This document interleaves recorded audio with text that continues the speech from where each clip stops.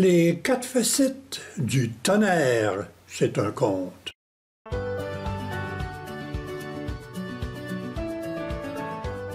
Très jeune, je suis jamais allé à la garderie, mais à la quincaillerie de mon père, où j'ai exploré un grand nombre d'objets.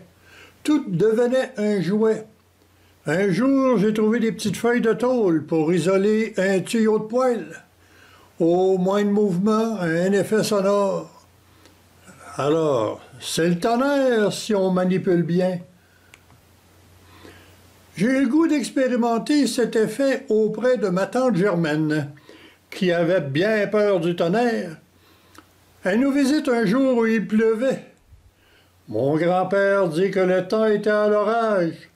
Alors j'ai été dans l'autre pièce et j'ai joué de la tôle. Ce fut efficace, parce qu'elle a lancé un cri tonitruant. Elle a eu peur. Je devais avoir 7 ans lorsque je suis parti en vacances avec mon père visiter un oncle dans l'ouest du pays. On a été mis à contribution pour compléter une nouvelle cheminée. Dans le matériel nécessaire, il y avait justement une de ces petites tôles. Dans le champ voisin, j'ai pratiqué mon effet sonore. À ma surprise, les vaches ont réagi.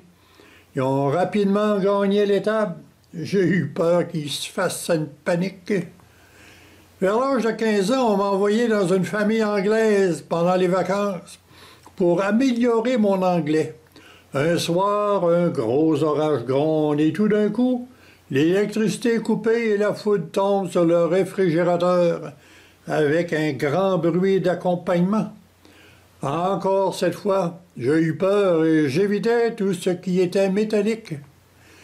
Bien longtemps plus tard, j'ai bâti un studio d'enregistrement avec l'entrée d'eau juste à côté de l'entrée d'électricité pour la prise de terre. On appelle ça un ground. C'était vissé juste au ras du plancher. Alors on partit en vacances et au retour, j'ai vu l'eau qui sortait sous la porte d'entrée. Un éclair avait fait son chemin jusqu'au sol en coupant le tuyau. L'édifice était devenu un paratonnerre et on a eu beaucoup de dommages, un gros sinistre.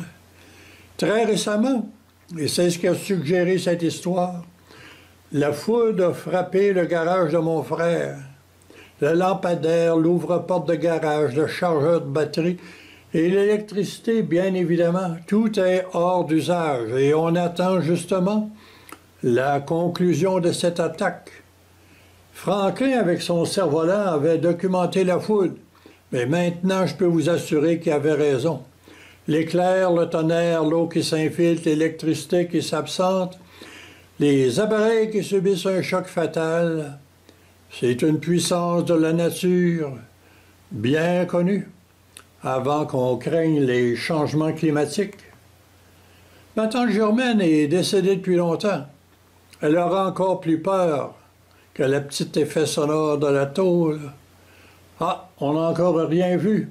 Les feux de forêt, les inondations de cette année 2023 nous en donnent un présage.